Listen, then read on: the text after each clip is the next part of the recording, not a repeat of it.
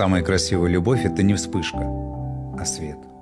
Когда с человеком легко дышать, смеяться до слез, делиться простыми мелочами, где забота не в громких жестах, а в мелочах. Плед, чай, взгляд. Просто как прошел твой день. Здоровая любовь – это про дом внутри другого человека. Про то, как два сердца не сливаются, а идут рядом. Друзья, всем привет! Вещаю на русском опять. Если нужно будет на казахском, скажете. Казахшада сөйлеймін, құдайға шүкір. Хочу сказать и прокомментировать про это видео. Очень хочется вещать все про любовь, потому что я сейчас в этом волшебном состоянии. И, если честно, для меня, для души, которая в этой жизни сейчас проживает, это, наверное, самое лучшее состояние, которое у меня было про любовь. И встретив мужчину, который очень похож на моего папу, именно своим мышлением, своим характером, своей, знаете, наивностью к жизни и радостью просто к простоте. Я просто благодарна и удивляюсь, насколько жизнь прекрасна. И я очень рада своим родителям, которые нас родили. Я очень рада моим братьям, я очень рада женам их. И благодарна за то, что они когда-то выбрали идти по пути с моими родными людьми. Да, возможно, у меня были какие-то обиды именно к жене покойного моего брата. Но я думаю, сейчас кто я такая, чтобы осуждать? Я этого не испытывала. И, возможно, я бы подействовала совсем, может быть, хуже и по-другому. И прямо сейчас в моменте думаю, нельзя осуждать людей. Мы не имеем права осуждать людей и говорить как лучше.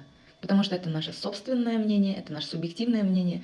Если, допустим, мне грустно за то, что я потеряла брата, никто не виноват в том, за то, что я его люблю и за то, что я по нему скучаю. И если это случилось в жизни, и душа его решила покинуть этот мир, да, я думаю, что душа сама захотела, это программа, это судьба. И, как сказать, только моя задача сделать как 10, это просто любить тихо, любить глубоко и держать его всегда в сердце. Если говорить про любовь и про людей, которые встречаются в этой жизни, вообще есть такое понятие, что люди встречают свою истинную любовь, когда они действительно любят себя.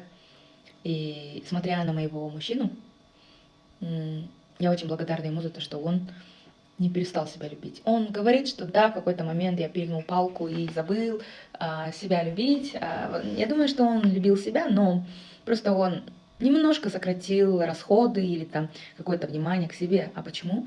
Потому что он просто посчитал нужным постараться уделять внимание, время, ресурсы больше для тех, кто с ним рядом. Я думаю, что это очень благородно. Поэтому вот в союзе с ним я чувствую, насколько я окрыляюсь, насколько я улетаю в космос, насколько мне хорошо с ним. И мы нашли друг друга, и мы живем рядом, почти километр между нами. Бог так устроил, чтобы моему мужчине не нужно было уставать в дороге, чтобы приезжать ко мне, и чтобы я его не ждала так долго, потому что я очень нетерпеливая девочка. Вот, хочу сказать, что когда ты любишь мужчину, ты его усиливаешь, ты его окрыляешь, ты его боготворишь. Ты ему служишь, ты его кормишь, он тебя кормит, он тебя любит.